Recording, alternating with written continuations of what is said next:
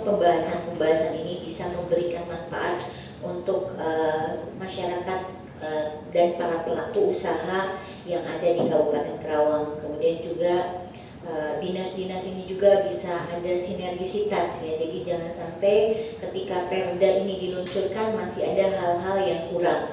Apalagi ada harapan ke depan ketika Perda ini dimunculkan harus sinkron ya dengan undang-undang di atasnya. Apalagi mungkin sekarang ini sedang dalam konsep Undang-Undang Cipta Kerja ya. Ini sejauh mana juga Perda ini sudah masuk dalam konsep itu, karena kan jangan sampai ada pembaharuan Perda lagi. Kemarin juga kita sempat diskusi juga dengan beberapa kepala dinas koperasi di Kabupaten Bekasi, Kota Bekasi dan Kota Bogor. Alhamdulillah kita juga banyak masukan-masukan Pak Ade, dan juga mengapresiasi Karawang karena kemarin Karawang juga katanya sudah punya konsep UMKM juara seperti itu. Nah ini juga, implementasi Perda ini tentunya diharapkan bisa menambah satu kekuatan ya untuk daya tumbuh kembang perekonomian di Kabupaten Karawang. Nah, kenapa? Ini adalah karena dinas koperasi ini adalah leading sektor ya, leading sektor yang harus bisa mengendalikan ya koperasi yang ada di seluruh Kabupaten Karawang, dari luar maupun dari dalam ya, dari luar eksternal maupun internal ya. Nah ini kenapa seperti itu? Karena marak juga permasalahan koperasi yang ada di seluruh kabupaten maupun kota yang mengalami hal-hal yang tidak menyenangkan. Nah ini dengan tujuan Raperda ini dibuat adalah untuk supaya ada perlindungan terhadap pelaku dari UKM itu sendiri dan para pelaku usaha mikro. Kalau menimbang kepada kepada Undang-Undang 23 2014 tentang pemerintah daerah, memang kepada subjeknya adalah usaha mikro. Nah, saya berharap bahwa kepala dinas bisa menjabarkan bahwa perlindungan dari judul saja ya. Mungkin kita harus mensepakati, karena judul ini memiliki sebuah marwah yang begitu besar tentang yang menjadi kemauan dan kemampuan pemerintah Kabupaten Karawang untuk melakukan gerakan-gerakan atau misi-misinya terhadap usaha mikro dan koperasi. Karena kalau dilihat dari secara sekilas Ketua tentang pasal per pasal, bab per bab yang ada di draft kita ini masih sangat umum sekali gitu. Jadi saya berharap bahwa ujung tombaknya secara menohok gitu ya, ini kita memiliki sebuah visi yang sama. Kabupaten Karawang ini diarahkannya mau ke arah mana gitu, ke arah mana. Jadi karena memang kalau kita berbicara tentang sekup ekonomi, sekup marketing, sekup usaha, memang perusahaan atau berbasis usaha itu memang sangat luas sekali gitu, cakupannya sangat besar. Awalnya ini sudah ada ya regulasi ini, yaitu tentang pemberdayaan koperasi dan usaha mikro, cuman cantolannya ya di regulasi di atasnya ada perubahan dengan adanya Undang-Undang Cipta Kerja ya, nomor 11 tahun 2020, kemudian ada PP nomor turunannya PP nomor 7 tahun 2021 tentang kemudahan perlindungan pemberdayaan koperasi dan UMKM ya. Jadi kita regulasinya menyesuaikan dengan undang-undang baru.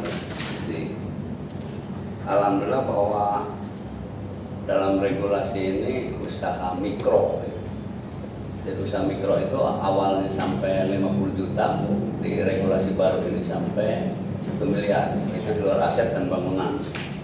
Kemudian usaha kecilnya itu di atas 1 miliar sampai 5 miliar. Jadi usaha menengahnya itu di atas 5 miliar sampai 10 miliar. Jadi itu di PP nomor 7.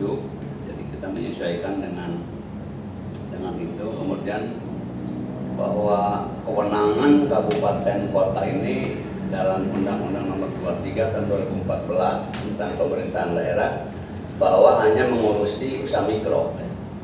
Karena kalau usaha kecil itu ditangani oleh provinsi, kemudian usaha besar dan usaha menengah dan besar itu oleh pemerintah pusat. Jadi saya kira alhamdulillah sekarang sudah mengerucut ya, jadi usaha mikro, makanya di rancangan peraturan ini juga tentang perlindungan dan pemberdayaan koperasi dan usaha mikro ya. Kemudian seperti dikatakan oleh Ibu Ketua Pansus tadi bahwa kalau pembentukan koperasi itu kalau dulu itu minimal 20. Kalau sekarang ini dengan Undang-Undang Cipta Kerja ini cukup 9. Jadi saya kira lebih efektif. Nanti tinggal pengembangannya saja. Jadi maksudnya lebih memudahkan ya, hanya cukup 9 orang berkumpul musyawarah membuat anggaran dasar dan rumah tangga itu bisa membentuk koperasi ya. Tetapi koperasi itu bisa menginduk ke konvensional, ada yang ke syariah ya. Jadi nanti juga kami ingin diakomodir di sini ya, mudah-mudahan kita juga bekerjasama naskah akademisinya ini dari Darul Sika ya. Jadi mudah-mudahan, terus saya kira percaya sama Ketua Pansus bahwa setelah penjajakan ke kabupaten lain ya, jadi ke Kota Bekasi, kemudian Kota Bogor, ya mudah-mudahan dalam pembentukan perda ini saya kira lebih sempurna ya, karena banyak masukan dari ini. Saya kira mungkin untuk lebih detailnya ini bisa dibahas pasal per pasal ya, supaya lebih detail ya. Kadang-kadang kalau hanya sepintas seperti semua sudah terakomodir, padahal masih banyak yang belum terakomodir.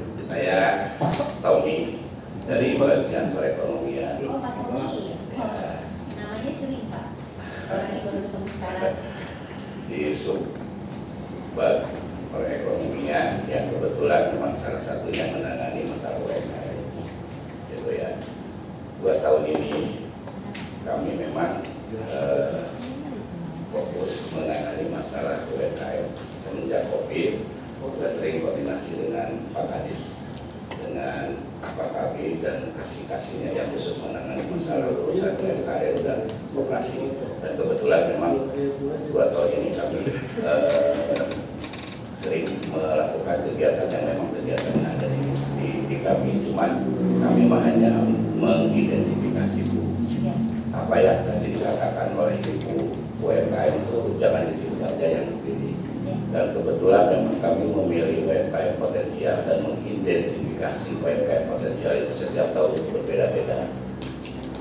Berbeda-beda itu dalam arti tidak sama kan Pak? kalau UMKM rasa-rasanya tidak seperti tadi yang dikatakan oleh Ibu ya, membentuk koperasi orangnya koperasi itu aja gitu, orang-orangnya itu aja. Kalau UMKM saya rasa Pak Kadis ya, UMKM itu punya istilahnya punya kegiatan dan punya usaha yang artinya memang dari awal-awal kami sering bersosialisasi atau menganjurkan UMKM itu boleh nggak apa-apa ya melakukan kegiatan usaha yang berkesinambungan. Jadi jangan sampai tren tahun ini usahanya ini nanti ganti lagi. Tapi kalau ingin istilahnya menginovasi gitu ya, ini satu contoh misalkan singkong, jangan singkong goreng aja, keripik aja, tapi kan singkong bisa dibuat untuk berbagai jenis bahan-bahan yang artinya sebetulnya sangat potensial sekali untuk dikembangkan. Itu yang selalu sering saya ingatkan kepada UMKM, karena memang kami sendiri hanya perannya seperti itu. Secara teknis itu dilakukan oleh Dinas Koperasi, dan kami melaporkan sering ke pimpinan juga bahwa ini yang diidentifikasi, dan memang kami langsung bekerja sama dengan Dinas Koperasi melakukan cek ke lapangan untuk melihat kondisi saat ini apakah dia masih berproduksi atau enggak. Ya alhamdulillah memang apa yang kami kunjungi dan kami identifikasi sesuai dengan apa yang diharapkan gitu ya. Tadi juga Ibu mengatakan bahwa kami tidak istilahnya memilih UMKM, bukan memilih ya, mengidentifikasi UMKM yang tahun ini sebetulnya sangat potensial. itu berbeda dengan tahun yang kemarin. Jadi mengidentifikasi itu tetap berbeda-beda. Betul apa yang tadi dikatakan oleh pimpinan bahwa memang UMKM di Kabupaten Karawang ini cukup potensial. Itu terlihat sekali